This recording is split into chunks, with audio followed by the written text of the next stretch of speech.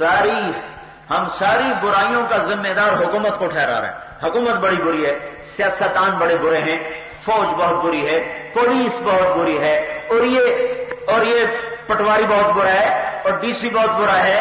اور کبھی یہ بھی تو دیکھو میں کتنا ہوں، اچھا بھی ہوں برا بھی ہوں. میری ماں مجھ سے تنگ ہے کہ خوش ہے، میرا باپ مجھ سے ڈرتا ہے. یہ مجھے کھل کے، اولاد کو ماں باپ کام نہیں کہہ سکتے کھل کر کہ بیٹا یہ تو کر دو. اس کا موڈ دیکھتے پہلے پتنی پتر کو ناراض ہی نہ ہو جائے.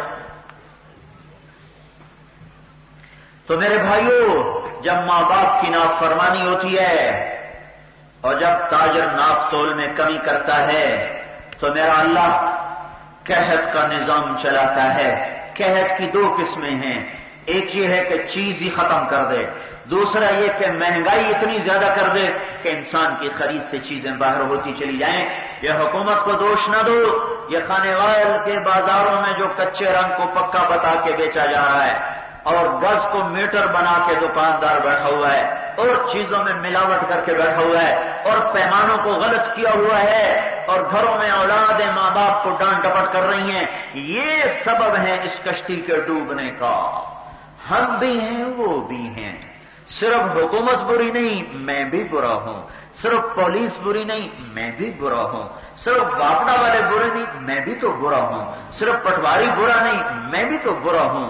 میری برائی بھی شامل ہے اس سفینے کے ڈوبنے میں، اس کشتی کے چھید میں.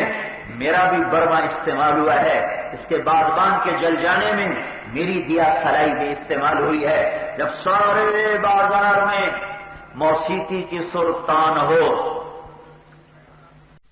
جب سارے بازار میں موسیقی کی سرتان ہو، جب سارا بازار موسیقی سے گونج رہا ہو، گھر گھر میں موسیقی کی آوازیں ہوں، چلتی گاڑیوں میں موسیقی کی آوازیں. میں ایک جگہ سے گزرا، بس کے اوپر بڑا بورڈ لگا ہوا VCR ٹائم لکھا ہوا تھا. VCR ٹائم کیا ہوگا؟ VCR ٹائم کوئی فحش فلم ہی دکھاتے ہوں گے. خدا نہ خواستہ ٹکر ہو جائے اور موت آ جائے تو مرنے والا اللہ کو کیا بتائے گا کس حال میں مجھے موت آئی، کیسے مرا.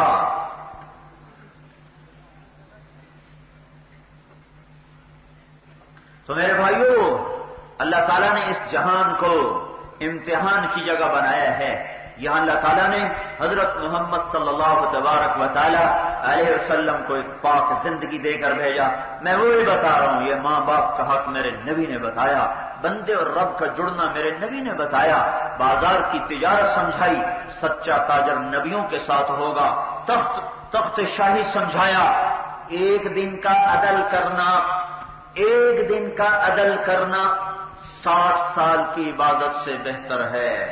اب کوئی مسجد میں کتنی عبادت کرے گا؟ یہ حضرت صاحب ہیں، یہ مولانا صاحب ہیں، یہ پیر صاحب ہیں، یہ ولی صاحب ہیں، یہ سارا دن اللہ کی عبادت کرتے ہیں. اچھا کتنی کریں گے؟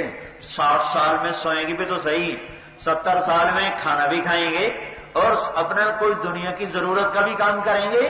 ایک بادشاہ وقت، ایک خانے وال کا جج، ایک خانے وال کا SP، ایک خانے وال کا تھانے دار، جس کے ساتھ انصاف ہے، جس کے ساتھ انصاف وابستہ ہے، وہ بادشاہ سے لے کر سول جج تک اور وہ IG سے لے کر ایک سپاہی تک، جو عدل کے محکمے سے وابستہ لوگ ہیں، اگر یہ ایک دن عدل کے ساتھ گزار دیں تو میری 60 سال کی بندگی سے ان کا ایک دن اللہ کے دربار میں زیادہ وزن رکھتا ہے.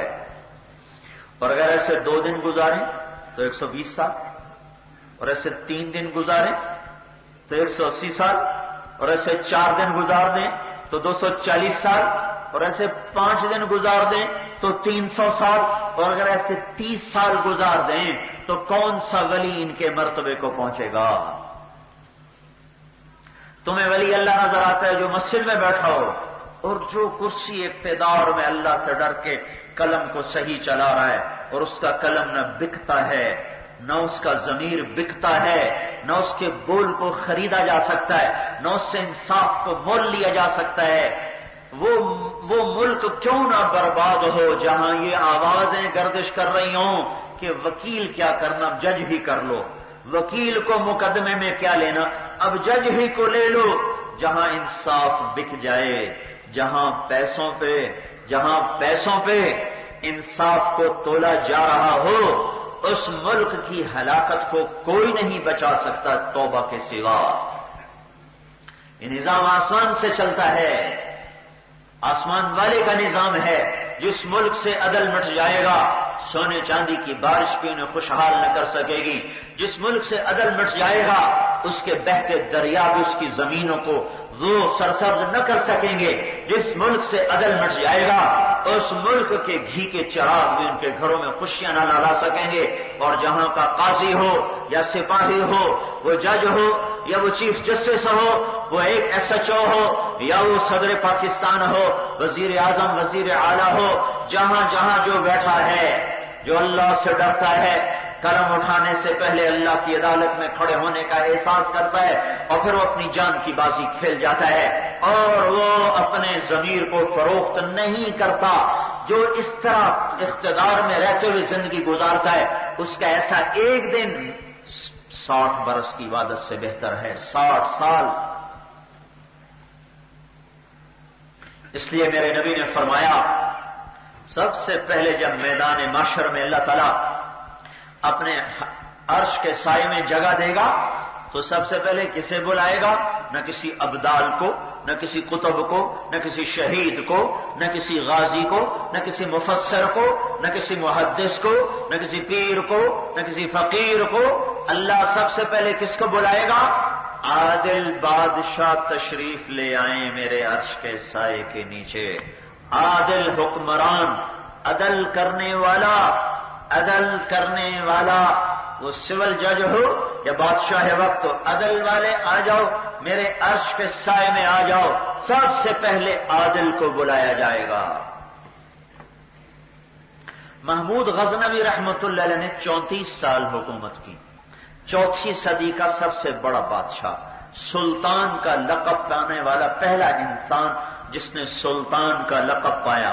34 برس حکومت کی، 4تھی صدی کا بادشاہ ہے۔ 4تھی صدی میں انتقال ہوا۔ 1974 میں غزنی میں زلزلہ آیا، اس کی قبر پھٹ گئی۔ 1974 میں اس کو مرے ہوئے 1000 برس ہو چکے ہیں۔ 1000 برس سے قبر کے اندر ظاہر شاہ کی حکومت، زلزلہ آیا اور اس کی قبر بھی پھٹ گئی، اوپر مزار بھی پھٹا۔ اس کو دوبارہ مرمت کرنے کے لیے معمار بلائے گئے، قبر کھدائی کے لیے ایک فرانسیسی انجینئر کو بلایا گیا۔ انہوں نے جب قبر کھودی تو ایک پرانا سا صندوق نکلا شکستہ، اس کے اندر ایک تابوت پڑا ہوا بالکل صحیح سلامت۔ جب اس نے اس کے پٹ کھولے تو وہ فرانسیسی انجینئر بے ہوش ہو کے پیچھے جا گرا۔ مسلمانوں نے آگے بڑھ کے دیکھا تو سلطان اس طرح قبر میں پڑا تھا جیسے کوئی آج رکھ کے گیا ہو۔ 1000 برس، 1000 گھنٹے میں قبر کیا سے کیا کر کے دکھا دیتی ہے۔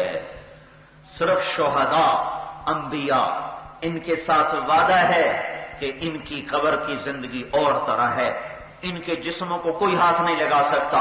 اس کے شہداء انبیاء کے بعد کوئی اللہ کے خاص عالی مقام اولیاء کرام جن کو قبر ہاتھ نہیں لگاتی، ورنہ بڑے سے بڑے نیک آدمی کے لیے اللہ کا دستور ہے